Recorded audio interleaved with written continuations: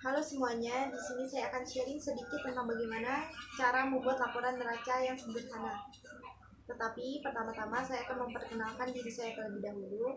Nama saya Leonie Angela, saya mahasiswi Stikram semester 2 dari kelas D. Oke, di sini saya akan menjelaskan terlebih dahulu apa itu neraca. Neraca adalah laporan yang memperlihatkan harta dan kewajiban suatu perusahaan pada periode waktu tertentu, biasanya selama 1 tahun, dari bulan Januari sampai Desember.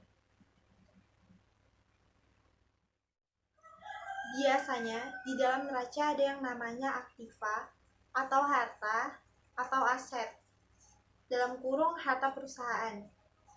Dan ada juga yang namanya pasiva atau liability. Aktiva dibagi menjadi dua. Yang pertama ada aktiva tetap, dan ada juga yang namanya aktiva lancar. Aktiva lancar yaitu harta yang bisa kalian uangkan kapanpun. Sedangkan aktiva tetap, Anda harus memikirkannya terlebih dahulu. Karena apa? Karena inilah aset.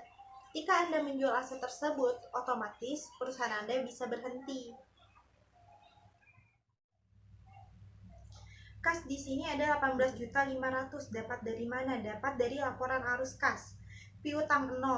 Total aktiva lancar dari kas ditambah piutang ditambah inventory kalau ada. Oke, kita lanjut ke aktiva tetap. Aktiva tetap misalnya mesin jahit 1.500.000, meja 1.500.000, peralatan jahit 1.500.000. Di sini kita membutuhkan total investasi. Total investasi di sini adalah 4.500.000. Itu modal awal yang kita keluarkan pada awal tahun. Itu harus dikurangi dengan depresiasi. Depresiasi di sini kita mempunyai 500.000. Jadi total investasi dikurangi depresiasi sama dengan total aktiva tetapnya adalah 4 juta. Total semua aktiva didapat dari total aktiva lancar ditambah total aktiva tetap menjadi 22.500.000. Inilah yang disebut harta perusahaan. Aktiva dan pasiva harus seimbang karena inilah yang disebut neraca. Di dalam liability ada apa aja? Ada kewajiban, hutang usaha, dan modal. Modal masuk ke kewajiban. Jika suatu saat modal itu diminta kembali, kita harus mengembalikan modal tersebut.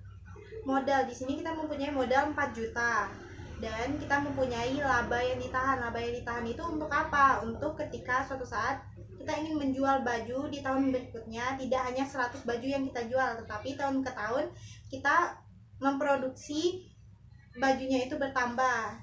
Misalnya tahun ini kita menjual 100 baju dan tahun depan kita menjual 150 baju. Sehingga kanan dan kiri sama hasilnya, dan inilah yang disebut neraca.